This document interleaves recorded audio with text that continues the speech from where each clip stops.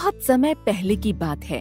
सारंगपुर गांव में दो बहनें चिंकी और मिंकी अपनी माँ के साथ रहती थीं। माँ की तबीयत अक्सर खराब रहती थी, जिसकी वजह से वो कुछ भी काम नहीं कर पाती थी। उनके पास एक बगिया में बहुत सारे चीकू के पेड़ थे। उन पेड़ों से चीकू तोड़कर चिंकी और मिंकी ले जाकर बाजार में बेचती थीं और उससे मिले हुए पैसे से वो अपने घर का खर्चा चलाती थीं। बाजार गांव से बहुत दूर था, इसके लिए चिंकी और मिंकी को एक घना जंगल पार करना होता था। मिंकी, आज हम लोगों ने बहुत सारे चीकू तोड़ लिए हैं। अब कल हम सुबह तड़के ही चीकू को बेचने बाजार निकल जाएंगे, जिससे कि हम शाम होने से पहले ही उस भयानक जंगल को पार करके घर आ जाएं। नहीं तो अगर हमें चीकू बेचने में शाम हो गई ना, तो फिर हम उस जंगल को कैसे पार करेंगे? उस जंगल में जंगली जानवरों का बड़ा खतरा है, इसलिए हमें शाम होने से पहले ही चीकू बेचकर घर वापस आना होगा। दूसरे दिन जब चिंकी और मिंकी चीकू बेचकर अपने घर की तरफ आ रही होती हैं, तभी उन्हें जंगल में बहुत ही सुंदर खरगोश दिखता है, जिसकी आंखें बहुत ही चमकीली होती हैं और वो उस जंगल में उछल कूद कर रहा होता है। खरगोश चिंकी और मिंकी को बहुत ही पसंद आता है। देखो मिंकी, ये खरगोश कितना प्यारा है, क्यों ना हम इसे पकड़कर अपने घर पर ले जाएं? इसकी आंखें कितनी चमकीली हैं। ऐसा खरगोश तो मैं पहली बार देख रही हूँ। हाँ चिंकी, तुम सही कह रही हो, चलो इस खरगोश को पकड़ते हैं। फिर चिंकी और मिंकी खरगोश को पकड़ने के लिए उसके पीछे जाने लगती हैं। खरगोश चिंकी और मिंकी को देखकर जंगल की तरफ भागने लगता है, मगर चिंकी और मिंकी को खरगोश इतना पसंद आ गया था कि वो उसका पीछा करते हुए जंगल की तरफ जाने लगती हैं। कुछ दूर जाने पर उन्हें दो रास्ते दिखाई देते हैं। खरगोश पता नहीं किस रास्ते गया होगा। चलो कोई बात नहीं, इस रास्ते से मैं जाती हूँ और तुम दूसरे रास्ते से जाकर देखो, हो सकता है खरगोश इधर ही कहीं छुपा हो। फिर उन दोनों रास्तों पर दोनों बहनें उस खरगोश को ढूंढने के लिए निकल जाती हैं।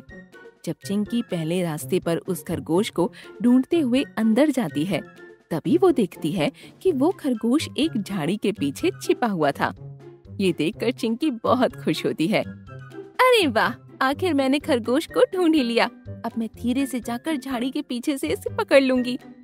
जैसे ही चिंकी झाड़ी के पीछे खरगोश को पकड़ने के लिए जाती है कि तभी वो खरगोश एक बड़े से राक्षस में बदल जाता है। वो चिंकी को अपनी तरफ आता देखकर जोर जोर से हंसने लगता है। आखिर तुम मेरे जाल में फंसी गई। तुम्हें क्या लगा था कि मैं कोई मामूली खरगोश हूँ जिसे तुम पकड़कर अपने घर ले जाओगी? मैं एक बहुत ही शक्तिशाली राक्षस हूँ। इसी तरह अपना वेश बदलकर इंसानों को लुभा कर इस रास्ते पर ले आता हूँ और उसे खा जाता हूँ। मगर इस जंगल से तो कोई भी इंसान मुझे आता जाता नजर नहीं आता। बहुत दिनों के बाद तुम लोगों को देखा तो खुशी से झूम उठा। अब तुम इस काले रास्ते से बचकर नहीं जा पाओगी। उस राक्षस को इस तरह हंसता हुआ देखकर चिंकी बहुत डर जाती है और वो भागने लगती है। तुम कितना भी भाग लो, अब मेरे हाथों से नहीं बच पाओगी। कुछ ही देर में मेरा भोजन बन जाओगी। ये कहकर राक्षस एक ही जगह खड़ा होकर जोर जोर से हंसने लगता है। इधर जब मिंकी दूसरे रास्ते पर उस खरगोश को ढूंढने के लिए आगे निकलती है, तभी उसे एक बहुत ही बड़ा सा घर दिखता है। अरे, इस जंगल में यहाँ इस घर में कौन रहता होगा? मिंकी जाकर उस घर का दरवाजा खोलती है। जैसे ही वो घर के अंदर घुसती है, उसे एक बहुत ही चमकदार पुंज दिखाई देता है।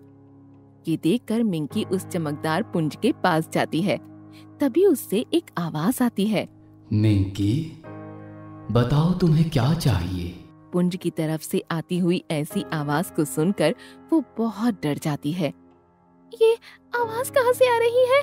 मिंकी, तुम एक जादुई रास्ते से इस जादुई घर के अंदर आ गई हो और इस घर के अंदर जो भी आता है मैं उसकी सारी मनोकामनाएं पूरी करता हूँ। बताओ तुम्हें क्या चाहिए? मैं एक प्यारे खरगोश को ढूंढते हुए यहाँ तक आई हूँ।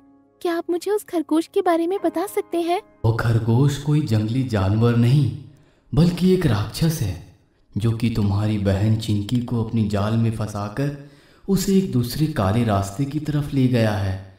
तुम्हें अपनी बहन को उस राक्षस के हाथों बचाना होगा, नहीं तो वो तुम्हारी बहन को मार कर खा जाएगा।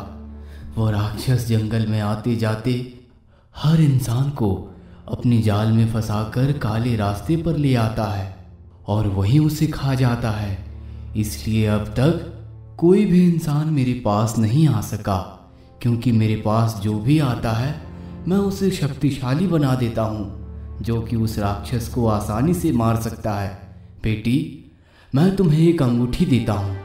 इसके पहनते ही तुम्हारे अंदर बहुत सारी शक्तियाँ आ जाएंगी और तुम इस अंगूठी से जो भी मांगोगी वो तुम्हारी सारी इच्छाएं पूरी करेगा। मिंकी वो अंगूठी पाकर बहुत खुश होती है। अंगूठी देने के लिए आपका बहुत बहुत धन्यवाद। अब मैं अंगूठी की मदद से अपनी बहन को उस राक्षस के हाथों से बचा लूंगी। इतना कहकर मिंकी जल्दी से अपनी बहन को बचाने के लिए दूसरे काले रास्ते पर जाने लगती है। जब मिंकी थोड़ी दूर जाती है तभी उसे उस राक्षस की हंसी सुनाई देती है। जब वो थोड़ा आगे जाती है तो वो देखती है कि वो राक्षस चिंकी को खाने के लिए उसकी तरफ आ रहा होता है। ये देखकर मिंकी दौड़कर अपनी बहन के पास चली जाती है। उस राक्षस को अंगूठी की जादुई शक्तियों से रोक देती है। राक्षस के मुंह से अग्नि निकलती है, लेकिन मिंकी उसे भी नाकाम कर देती है। राक्षस कई वार करता है और अंगूठी मिंकी और चिंकी पर आंच भी नहीं आने देती है। अंगूठी, इस राक्षस का अंत कर दो। राक्षस पर जैसे किसी ने प्रहार कर दिया हो, वो चिल्लाने लगता है और जमीन पर गिरकर धीरे धीरे वो हमेशा के लिए शांत हो जाता है। घर आने पर मिंकी अपनी माँ से सारी बातें बताती है। माँ, मेरे पास अब ये जादुई अंगूठी है जो जंगल के रास्ते में जाने से मिली है। कि जो मांगे ना दे देती है, परम सुरक्षा करती है। उसके बाद मिंकी उस अंगूठी से बहुत सारा पैसा और धन दौलत मांगती है, जिससे चिंकी और मिंकी की सारी गरीबी दूर हो जाती है। वो एक बड़ी सी गाड़ी खरीदकर उसमें अपने सारे चीकू भरकर बेचने लगते हैं। वो उस पैसे से अपनी माँ का अच्छे से इलाज करवाती हैं और कुछ ही दिनों में उनकी माँ बिल्कुल ठीक हो जाती है। अब चिंकी और मिंकी अपनी माँ के साथ खुशी खुशी रहने लगती हैं।